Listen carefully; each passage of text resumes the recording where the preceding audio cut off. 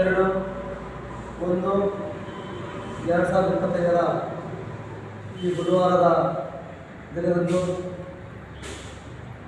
Karnataka Republican ಸಂಘಟನೆ ಹಾಗೂ ಪ್ರಜಾ ವಿಮೋಚನಾ ಚಳವಳಿಯ ಸಂಘಟನೆಗಳಿಂದ ಈ ಪತ್ರಿಕಾಗೋಷ್ಠಿಯನ್ನು ಮತ್ತು ಪತ್ರಿಕಾಗೋಷ್ಠಿಯನ್ನು ನಡೆಸತಕ್ಕಂಥ ಉದ್ದೇಶದ ಹಿನ್ನೆಲೆ ಏನಂತ ಹೇಳಿದರೆ ಆ ಹಿನ್ನೆಲೆಯನ್ನು ನಾವು ಈ ಸಂದರ್ಭದಲ್ಲಿ ನಾವು ಮಾಧ್ಯಮದ ಮೂಲಕ ಪ್ರಸ್ತುತಪಡಿಸ್ತಾ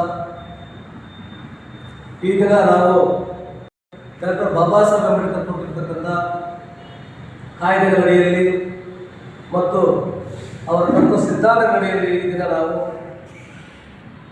ನಮ್ಮದೇ ಆದಂಥ ರಾಜಕಾರಣಿಗಳು ಆಡಳಿತಗಳನ್ನು ನಡೆಸುತ್ತಿರ್ತಕ್ಕಂಥ ಸಂಗತಿಯಾಗಿದೆ.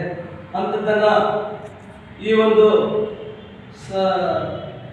21ನೇ ಶತಮಾನದಲ್ಲಿಯೂ ಸಹ ನಾವು ದಲಿತರಿಗೆ ಅಗಾಧವಾದಂಥ ಅನ್ಯಾಯಗಳು, ಕೊಲೆಗಳು, ಸುಲಿಗೆಗಳು, ದರೋಡೆಗಳು ಮುಂತಾದ ಯಥೇಚ್ಛವಾಗಿ ನಡೀತಿದೆ ಅನ್ನೋದರಲ್ಲಿ ಅವರು ಒಂದಲ್ಲ ಎರಡಲ್ಲ AC ಇದ್ದಾರೆ, DC ಇದ್ದಾರೆ.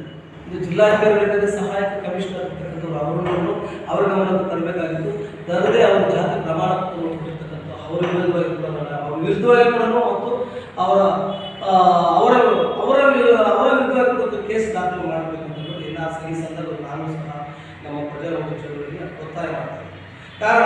ಕಾರಣ ಏಕೆಂತ ಹೇಳಿದ್ರೆ 2013ರಿಂದ ಈ ಪುತ್ತೂರು ಮಂಜುನಾಥರ ವಿರುದ್ಧ ಅನೇಕ ದೊಡ್ಡ ಸಂಘಟನೆಗಳು ಹೋರಾಟ ಮಾಡಿ ಈ ತಹಬಂದಿಗೂ ಒಂದಲ್ಲ ಒಂದು ರೀತಿಯ ಅನುಪಾತವಾದಂತಹ ಉಗ್ರವಾದ ಹೋರಾಟಗಳು ಮಾಡಿ ಬಂದಿದ್ದು ಕೂಡ ಇವತ್ತು ದಿವಸ ಸರ್ಕಾರ ಕಡೆಗಣಿಸ್ತಾರೆ.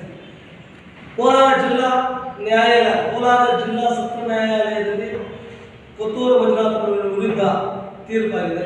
ಅದನ್ನು ಅವರು ಮೇಲ್ಮನೆಯ ಮೂಲಕ ಸಂಬಂಧಪಟ್ಟಂತ ಉಚ್ಚ ನ್ಯಾಯಾಲಯಕ್ಕೆ ಮೊರೆ ಹೋದರು. ಉಚ್ಚ ನ್ಯಾಯಾಲಯದಲ್ಲಿ ಸಹ ಪುತ್ತೂರು ಮಂಜುನಾಥರ ವಿರುದ್ಧ ಕ್ರಿಮಿನಲ್ ಕೇಸನ್ನು ದಾಖಲು ಮಾಡಬಹುದು, ಕ್ರಿಮಿನಲ್ ಮೊಕದ್ದಮೆಯನ್ನು ದಾವೆ ಹೂಡಬಹುದು, ದಾಖಲು ಮಾಡಬಹುದು ಅಂತ ಕೂಡ ಆದೇಶ ಆಯಿತು. ಅಂಥ ಒಂದು ಸಂದರ್ಭದಲ್ಲಿ ಕೂಡ ಈ ಒಂದು ನಮ್ಮ ನಾಡುವಂಥ ಈ ಕಾಂಗ್ರೆಸ್ ಸರ್ಕಾರ, ಈ ಹಿಂದಿನ ಸರ್ಕಾರ, BJP ಸರ್ಕಾರ, ಈ ಸರ್ಕಾರ